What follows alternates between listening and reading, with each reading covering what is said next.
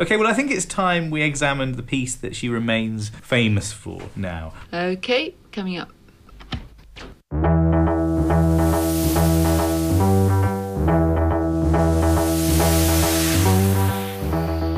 The first producer of Doctor Who, Verity Lambert, she had in her mind Les Structures Sonores, this group from Paris.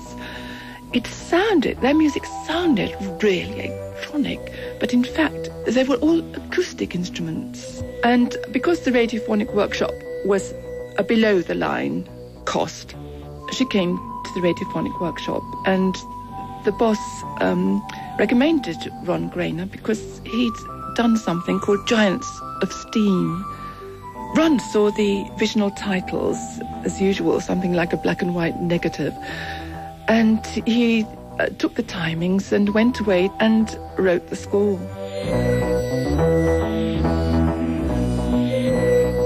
It was a magic experience. It was because I couldn't see from the music how it was going to sound.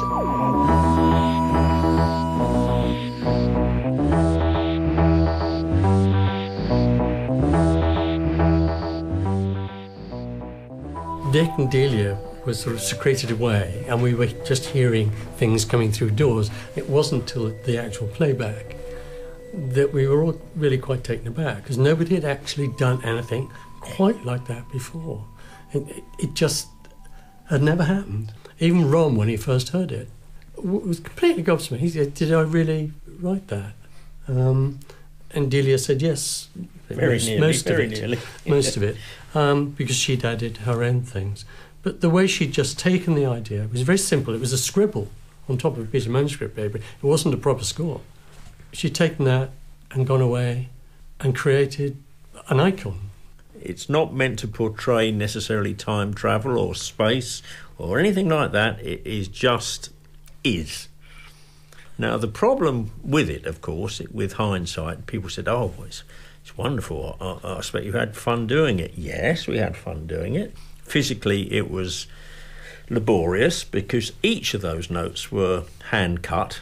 It was made in 3 different layers, and it necessitated playing 3 tape machines at once. And as each of us only got 2 hands, there was 2 of us. We had to go ready, steady, go, and hope it all fitted.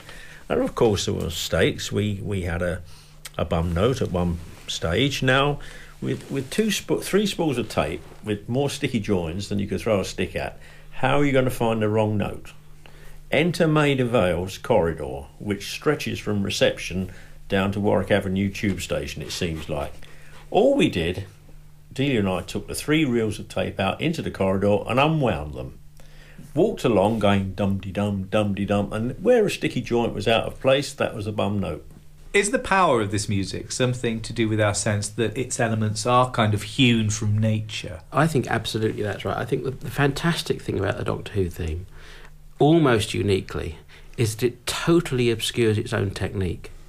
You listen to it and you cannot tell by listening to it how it was done. It is obviously not played. It's obviously not played on real instruments. It's obviously not performed on synthesizers because it has a sort of performance sound element to it which doesn't sound performed, if you see what I mean. Imperfections in it. It's got lots of imperfections in it. It is organic because it's cut from individual pieces of tape. It's not sequenced, it's not quantized, it's not perfect in pitch, it's not perfect in timing. It just is.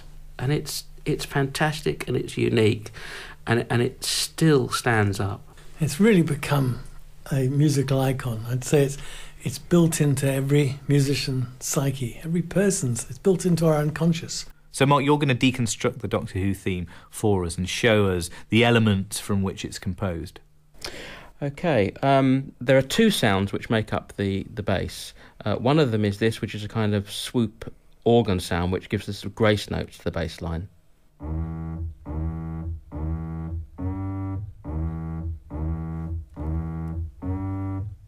And then there's the plucked string sound, which is what you normally think of as being the bass line.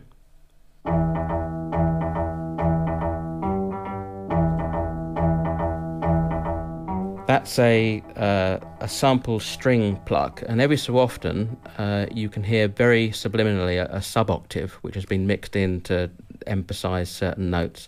And when you mix those two together, you get the bass line that we're all familiar with.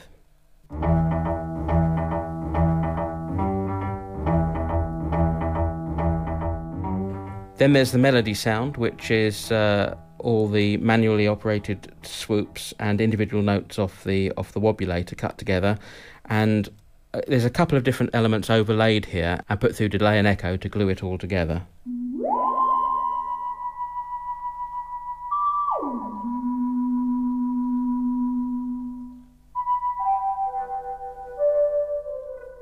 Added to that, there are some high harmonics which emphasise the higher partials.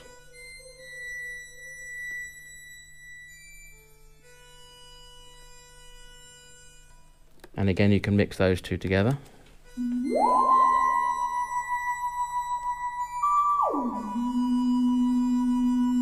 What's that sound that we heard then? We think it was probably this strange mouth organ thing which had keys on it, melodica, I think they called it. And the combination of the two actually makes it sound as if it's an acoustic. And I think that's one of the really incredible things about the Doctor Who thing. It was all electronic, but it sounds as if it's got an acoustic. The rhythm is provided by a couple of tracks of filtered white noise.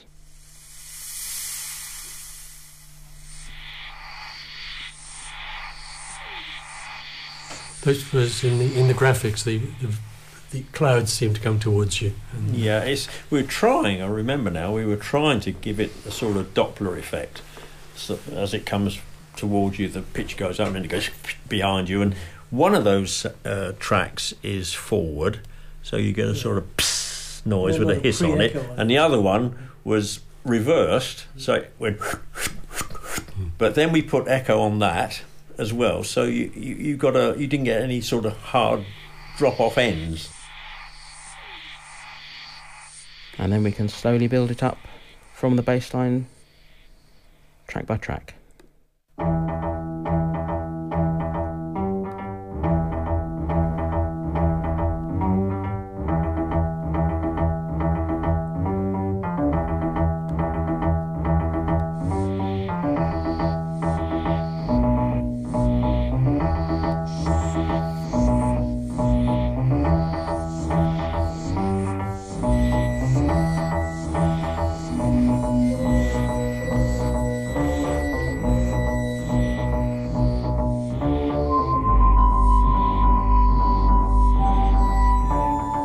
Just like being in a room with Delia, isn't it?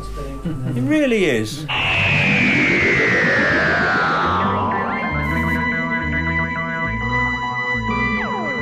Every time a new producer came or a new director came, they wanted to tart up the title music, and they wanted to put an extra 2 bars here, put some extra feedback on the high frequencies. They kept on tarting it up out of existence.